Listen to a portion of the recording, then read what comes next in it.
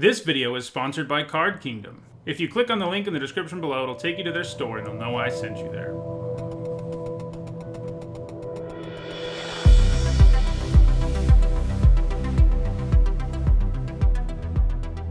Hello everyone, I'm Nitsahone, and today I'm continuing with Core Set 2021 Limited Review Week. This includes videos of me talking about all the cards in the set individually, an archetype guide, and a top 10 on the biggest bombs in the format. I've already talked about all of the monocolored cards in the set, so today we're concluding the set review by looking at everything else. A few disclaimers before we proceed. These ratings are of course based on my opinion before actually playing with the cards. So these are predictions of how good I think these cards will be based on my experience playing Limited, but I'll definitely get some things wrong. Also, keep in mind, this video is only talking about Limited, that means draft and sealed. I'm not talking about constructed formats at all, except for maybe the occasional aside. Finally, I use a letter grade system to sum up how I feel about particular cards, and if you aren't familiar with what those letter grades mean, you can find an explanation of the grades in the comments. Alright, let's get to our first card. Alright, our first multicolor card is Alpine Hound Master, who costs a red and a white for a 2/2 human warrior at uncommon. When it enters the battlefield, you may search your library for a card named Alpine Watchdog and or a card named Igneous Cur, reveal them, put them into your hand, and then shuffle your library. When it attacks, it gets +X+0 until end of turn, where X is the number of other attacking creatures. So, there are not a lot of multicolored cards in this set. There are 10 signpost uncommons, all of which are multicolored cards which are intended to indicate to you what each color pair is interested in doing in this format. And then there are a few rare multicolored cards. But this is the fewest multicolored cards we've had in a long time. There really aren't very many. Anyway, I think the Houndmaster has a really fun design. I always like cards that pay you off for having other cards in your deck or other copies of the card in your deck, and the Huntmaster definitely does. A 2-mana 2/2 that already has upside, which can potentially draw you 1 to 2 cards, is quite nice. Now, the 2 creatures you can search up with it are definitely subpar. That's something I think will make this card even more interesting, because I still think drawing a card or 2 cards off of this, even if it is a mediocre creature, is going to be pretty good. We've seen 3-mana 2/2s that can search up other copies of itself turn out to be pretty nice and limited, and I think this will work similarly. Then it's also a payoff for going wide and being aggressive since it raises its power when it attacks, and obviously searching up 1 to 2 cards helps you go wide too. Overall, I think this is a signpost uncommon that stops a little bit short of being one I want to first pick, but it is close. I'm giving it a C+.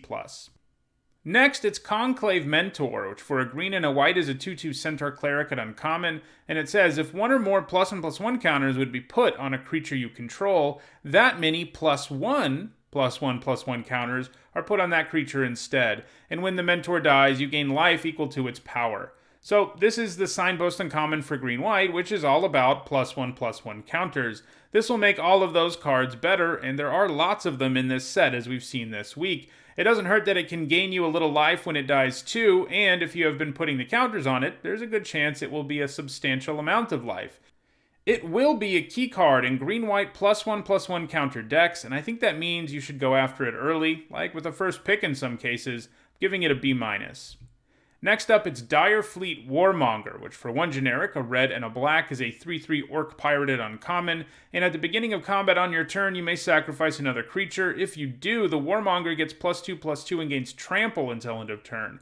So this really pushes you in the direction of a sacrifice deck, and he is pretty great for sacrificing things. On the surface, a 3-mana 3/3 is a good deal, and the fact you can cash in a creature every turn to make him a 5/5 with trample means that he is imposing on many board states. The sacrifice effect here doesn't cost mana either, so it can be particularly devastating to steal your opponent's creature before combat and then sacrifice it to the Warbringer. Overall, though, it does seem like in most limited formats, the black-red sacrifice deck kind of underperforms, and maybe it won't here, because I feel like on the surface this guy's probably deserving of being a B-, but after being bit on a lot of signpost uncommons for black-red sacrifice decks, I'm going to hold this guy to a C+. Next up, it's Experimental Overload, which for 2 generic, a blue and a red, is an uncommon sorcery, and it says, create an XX blue and red weird creature token, where X is the number of instant and sorcery cards in your graveyard. Then you may return an instant or sorcery card from your graveyard to your hand. Exile Experimental Overload. This is a pretty sweet signpost uncommon for blue-red, which tends to be one of my favorite combinations in many limited formats. So if we compare this card to cards from the past, like Anarchist and other creatures who enter the battlefield and get a spell back, this looks pretty great. As long as you're getting at least a 2/2 out of this, I think you're going to be pretty happy with the result, as that makes it pretty easy to turn this into a 2-for-1. Later in the game, it will get even better, because you'll have more options about what spells to get back, in addition to getting a bigger weird. Now, we do have to acknowledge the downside here, which is that if your graveyard is empty, this is an entirely dead card. But given that this is the blue-red signpost uncommon, one has to think that most of the time you're going to have at least a few instants and sorceries in your graveyard, since the color pair is all about that. The fail case here is really ugly, but I don't think you'll end up in that situation very often. 4 mana for a 2/2 that gets an instant or sorcery back is a very realistic expectation. I think all of this means you can first pick Experimental Overload some of the time, giving it a B-.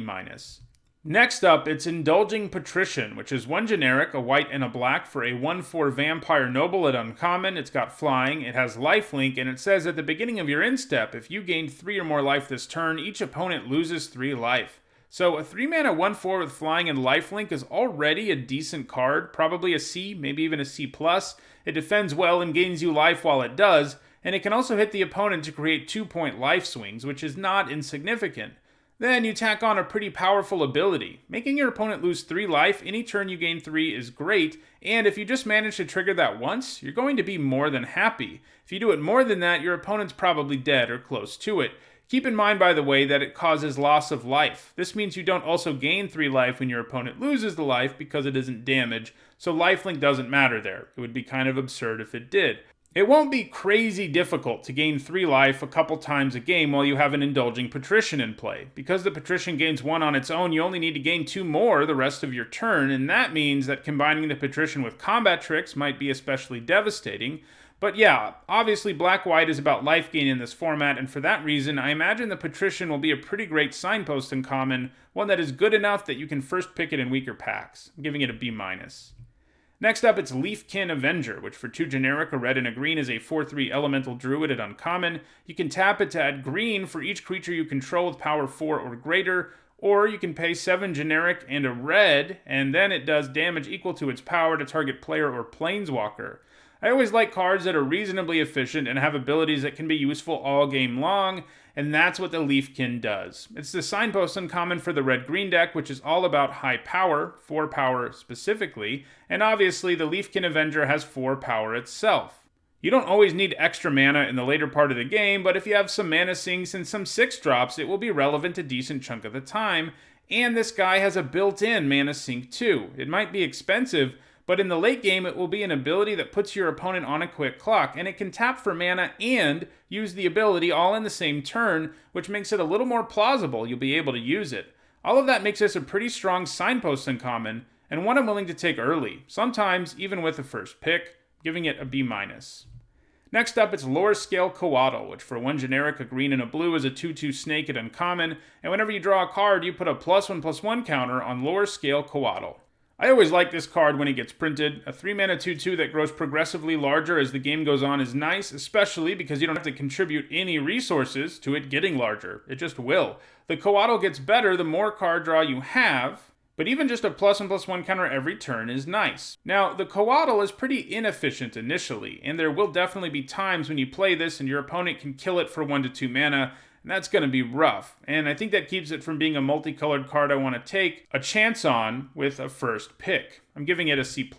Next up, it's Niambi, Esteemed Speaker, who for a blue and a white is a 2/1 human cleric, a legendary one. At rare, she has flash, and when she enters the battlefield, you may return another target creature you control to its owner's hand. If you do, you gain life equal to that creature's converted mana cost. And then for 1 generic, a white and a blue, you can discard a legendary card to draw 2 cards. Okay, so there really aren't going to be enough legendary cards in this format for her second ability to work, so mostly what you're paying for here is the 2 mana 2/1 that can bounce one of your creatures and gain you some life. Although, I guess if maybe you're in the Shrine deck, you could actually use her legendary ability. That would be kind of cool. But anyway, as always with this type of effect, it is particularly nice to bounce something with an enter the battlefield ability or a creature shut down by an aura-based removal spell. So mostly, she's a difficult to cast Goblin Piker with some decent upside. I think that's enough for her to be a C+, but she really isn't going to be the kind of rare you want to go after early.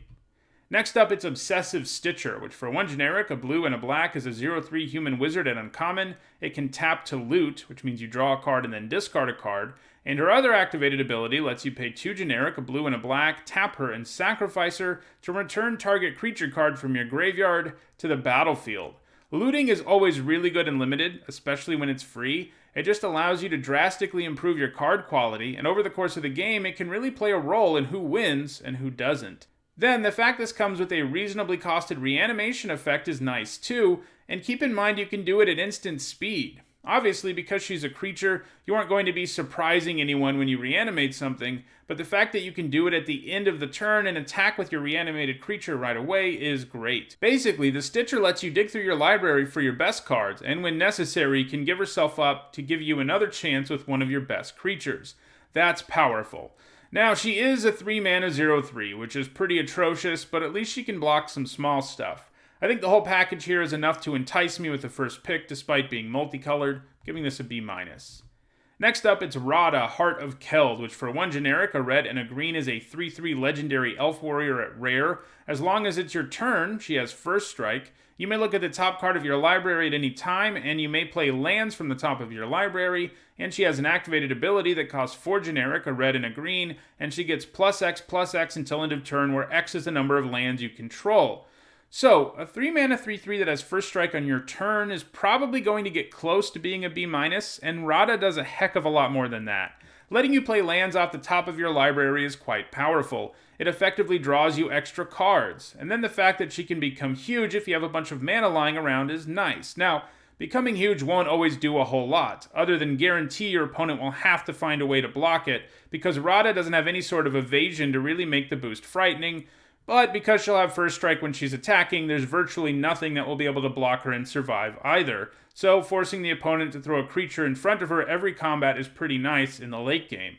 Rada is very powerful, an efficient, aggressive creature with a nice card advantage ability and a decent late game mana sink. I think she has the real potential to take over games, so much so that she's a bomb, something that isn't often achieved by 3-drops. I'm giving her an A-. Next up, it's Sanctum of All, which costs 1 of each color of mana. It's a legendary enchantment shrine at rare, and it says at the beginning of your upkeep, you may search your library and or graveyard for a shrine card and put it onto the battlefield. If you search your library this way, shuffle it. If an ability of another shrine you control triggers while you control 6 or more shrines, that ability triggers an additional time. So, as we've seen throughout the week, every color has an uncommon shrine. They all get better the more shrines you have in play. And I do think there's going to be a legitimate shrine deck in this format, something I'll talk about in more detail in tomorrow's archetype guide. And Sanctum of All is sort of supposed to be the rare that really ties the whole deck together, but honestly, it's not that good, even in the shrine deck. This is because it's going to be difficult to ever get 6 or more shrines in limited. Even if you're taking all the shrines, they are uncommon, and the probability that you can get that many shrines even opened in a draft really isn't that high. So the chances that you get 6 for yourself is almost 0. So that part of the card won't really matter. The real power of Sanctum of All in a shrine deck will be that it lets you search up all your shrines one at a time and even gets them back from your graveyard. But what we're talking about here is a very difficult to cast card that really isn't necessary for the shrine deck to excel. Obviously enough, it's an F if you're not in the shrine deck because it's incredibly difficult to cast and will do literally nothing, but I really think it only gets up to a C, even in the shrine deck, because 5 mana won't be that easy, even with the green shrine out. It's going to be a challenge, and again, the second part of the card won't usually matter. Now, if you do get 6 or more shrines, things will get kind of wacky, but that's not going to happen very often, giving it a C. Next up, it's Twin Blade Assassins, which for 3 generic, a green and a black, is a 5/4 elf assassin at uncommon. And it says, at the beginning of your end step, if a creature died this turn, draw a card. The black-green signpost uncommon lets you know what the color pair is all about, and that's getting extra value out of things dying. In other words, it's the morbid mechanic. Chances are pretty darn good that this will be a 5 mana 5/4 that draws you a card. It does take a little bit of setup, but I think the assassins will do that often enough that they seem pretty great. And that's not even considering the additional extra cards they can draw you as the game goes on. This seems like a powerful enough signpost uncommon to take with the first pick. I'm giving it a B-.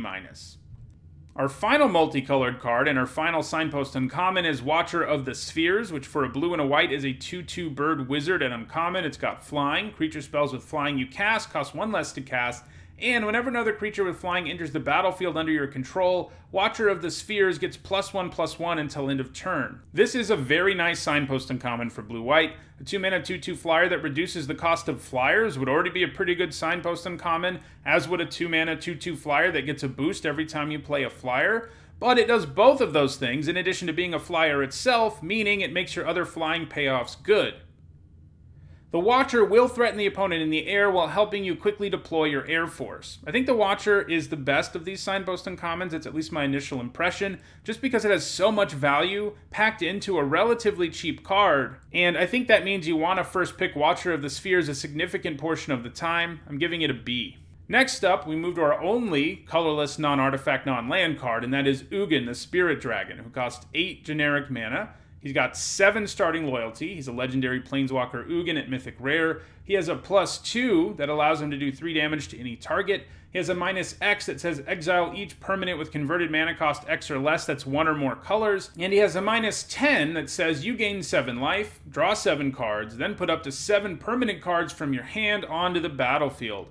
So, if you get Ugin into play, you're going to win. That's what it was like last time we saw him, and that's what it will be like here. And this means he is a bomb. He reshapes the game entirely. He can usually wipe the board and then just tick up until your opponent is dead. And if you're sort of building around him, having a couple of artifact creatures who are immune to his -X isn't a bad idea either.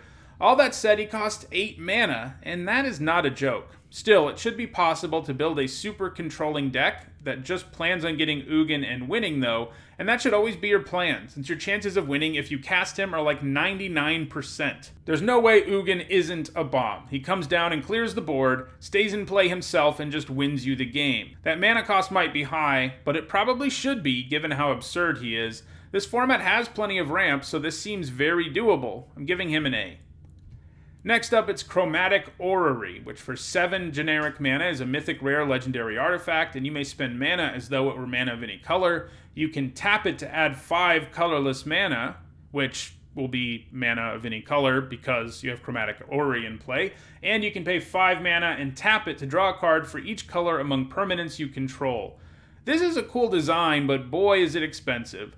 Normally, when you play something for 7 mana, you're not looking for a mana rock, and that's what you're ending up with here. By the time you cast something like this, you don't even really need all that mana. Even if you're playing Ugin, this is some serious overkill. It also fixes for you, which makes it one of the most expensive mana fixers ever. That said, it does kind of synergize well with itself. It can draw you cards, which will normally just be 2 cards in most limited decks, but by drawing cards, it does potentially give you something else to do with all that mana, and maybe you're playing multiple colors because you have the Orrery, in which case maybe you're drawing more cards. This format also seems to have a decent number of mana sinks, but man, I'm not really on board with playing this in most scenarios. It takes a lot to actually make a big impact on the game like you expect a 7 mana card to do. I'm giving it a D. Next up, it's Chrome Replicator, which for 5 generic mana is a 4/4 artifact creature construct at uncommon. When it enters the battlefield, if you control 2 or more non-land, non-token permanents with the same name as one another, create a 4/4 colorless construct artifact creature token. This is a cool design. It's sort of like the pattern matcher we saw a few sets ago, in that it pays you off for playing multiples of things, and the payoff here is pretty insane. 5 mana for 2 4/4s is awesome. That said, I think Pattern Matcher was a little easier to get value out of, as it only asked you to have 1 copy of a creature in play. You got to search up an additional copy from your library. The Replicator here needs them both in play, and it admittedly pays you off even more, but that's a pretty huge thing to ask. I mean, really, think about all the games of Limited you've played. How often do you have duplicates of the same non-land permanent in play? Not very often. I think that means that this is mostly just a 5 mana 4/4, and maybe if you have a few duplicates of a few different cards, you play it, but most of the time, it's just going to be a D. Next up, it's Epitaph Golem, which costs 5 generic mana. It's It's a 3/5 artifact creature golem at uncommon, and you can pay 2 generic mana to put target card from your graveyard on the bottom of your library. This card was surprisingly good the last time we saw it, which was in Shadows over Innistrad. That format had an enchantment that could mill you out while giving you creature tokens, and then you could use the golem to draw the same powerful cards over and over. Unfortunately, I don't think Epitaph Golem is going to be as good in this format as it was in that one, because there just doesn't look to be a whole lot of ways to mill yourself out.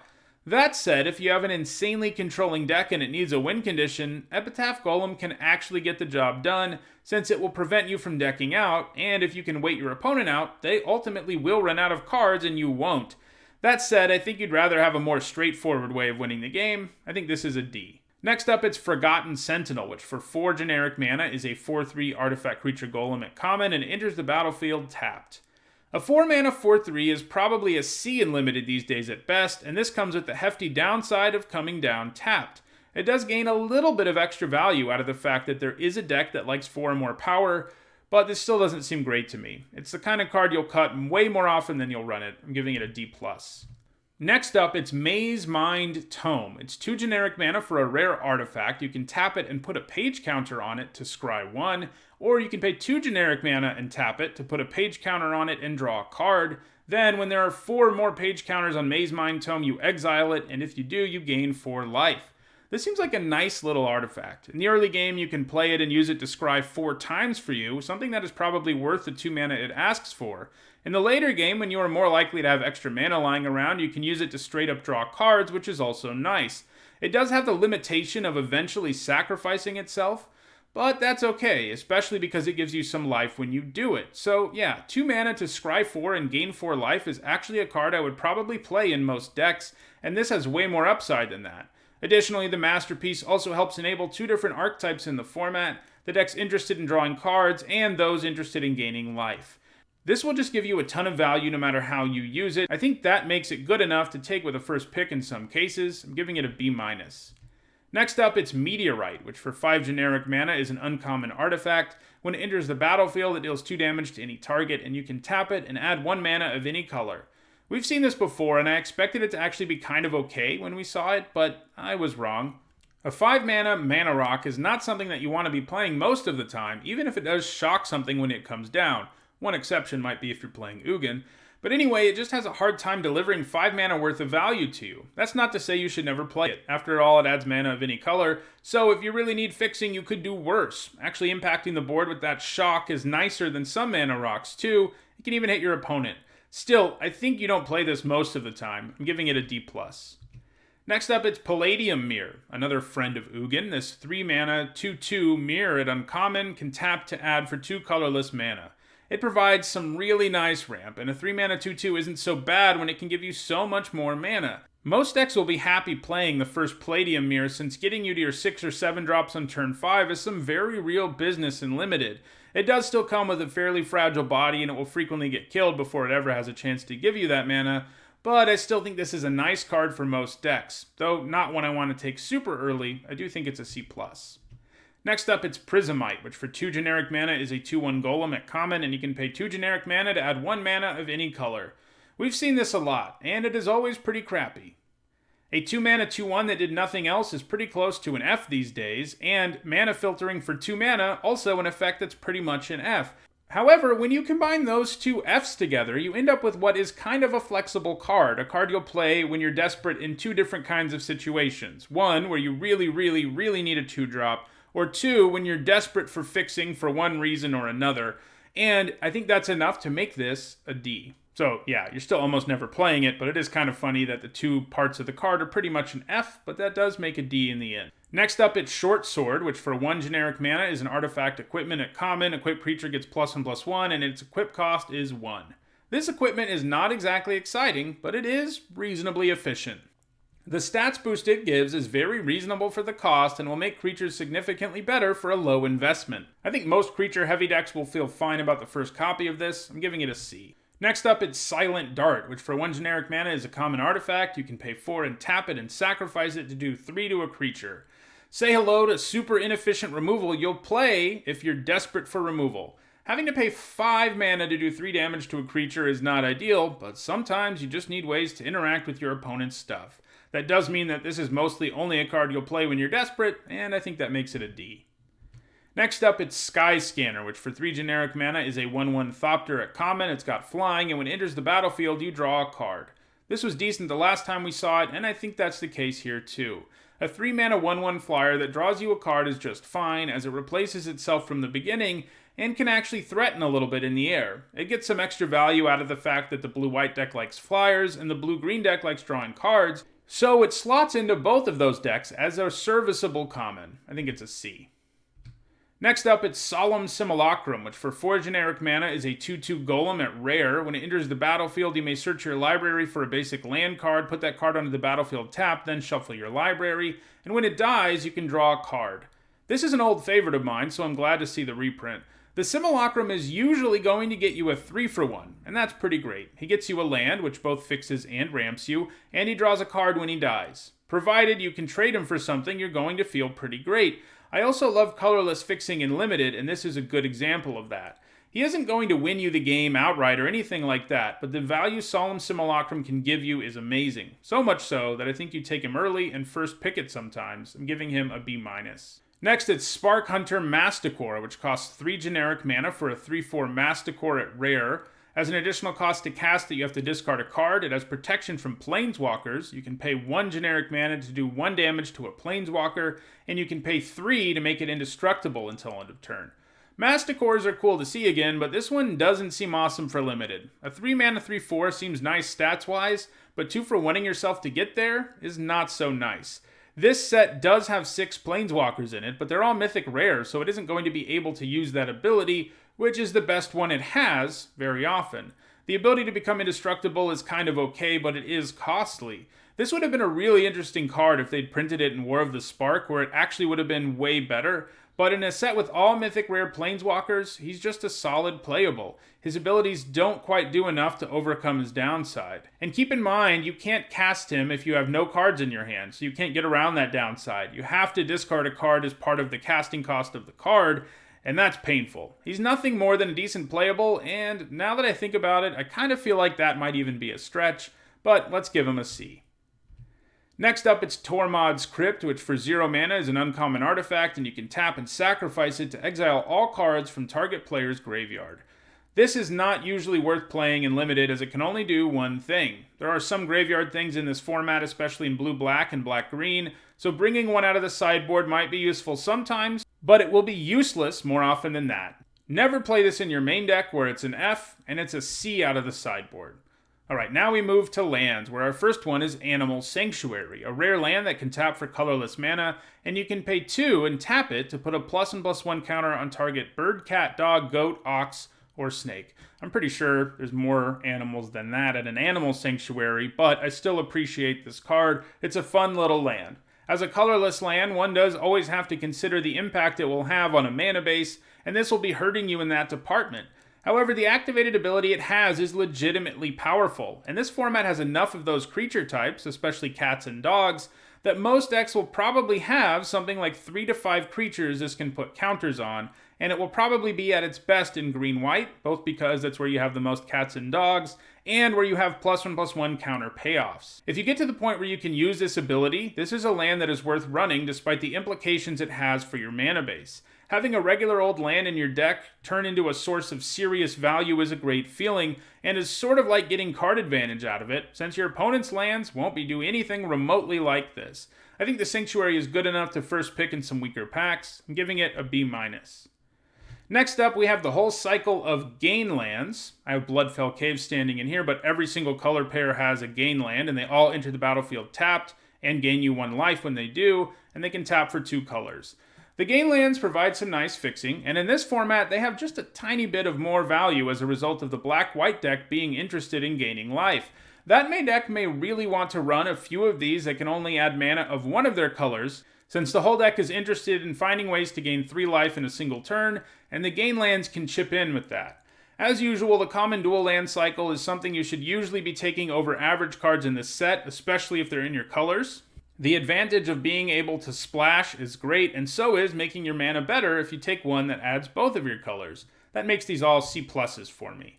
We've also got Fabled Passage back again, which is a rare land that you can tap and sacrifice to search your library for a basic land, put it onto the battlefield tap, then shuffle your library. Then if you control 4 or more lands, you untap that land. This reprint from the recent past is great for fixing. After all, it is a strictly better evolving Wilds, and Wilds is usually pretty good. Just a single Fabled Passage is often enough for you to splash a color, since it gives you 2 sources for your splash color. And the fact that the land even comes into play untapped if it's your 4th land or more is great. One of the sad things about Wilds is that sometimes you draw it when you need that 6th land, and you have to wait a turn. Not a problem here. While this is a good source of fixing, I don't usually consider something like this worth taking with an early pick, but should you need fixing, it should move up for you for sure, since again, it can single-handedly allow you to splash something. Still, you should probably be taking it over middle of the road cards, even in a 2-color deck. It will really improve your mana. I would value it slightly over the temple lands we're about to look at too. I'm giving it a C+. Next up, it's Radiant Fountain, a common land that when it enters the battlefield gains you 2 life, and you can tap it to add colorless mana. This is another reprinted non-basic land and not something that will be worth it most of the time in Limited. I love lands with incidental value most of the time, but the Fountain is going to be bad for your mana base, and it's just not worth it. Mana is bad enough in Limited that you don't need to be playing a land that can only add colorless, especially with such a medium upside. Yes, there's life gain payoffs in this format, and maybe that makes it a little better, but I think you normally don't want this. I'm giving it a D. And lastly, we have the 5 enemy-colored Scry lands. I have Temple of Epiphany standing in here. All 5 of them can add mana of 2 colors. They all enter the battlefield tapped, and they all scry 1 when they come down. The Scry lands are back, and like always, they're pretty nice. They give you good fixing while slightly improving your draws. They're worth taking over average cards, though, like I said when talking about the Passage, I'd rather have the Passage because it can single-handedly help you splash, and Temple of Epiphany and its ilk cannot. Still, this is nice fixing and shouldn't be underestimated. I think these are collectively a C+. Well, that does it for my individual ratings of all the cards in Core Set 2021. If you disagree with any of my evaluations, let me know in the comments. Discussion about these cards can only help us all be better at Magic. While the set review is over, there is still one more video to come to get you ready for the new format, an archetype guide where I talk about each 2-color combination and their various synergies. That will be coming out tomorrow. Additionally, I'll be having draft videos come out in the near future too. By the way, my videos are sponsored by Card Kingdom, and you can pre-order Core Set 2021 there now if you follow my referral link in the description, so check that out. Anyway, if you enjoyed this video, don't forget to like it and share it so that others can enjoy it too. If you want to make sure you see the rest of my videos, which are MTG Top 10s, draft videos, and so on, don't forget to subscribe. And if you need to see the other limited review videos, you should see the playlist on your screen now. Thanks for watching.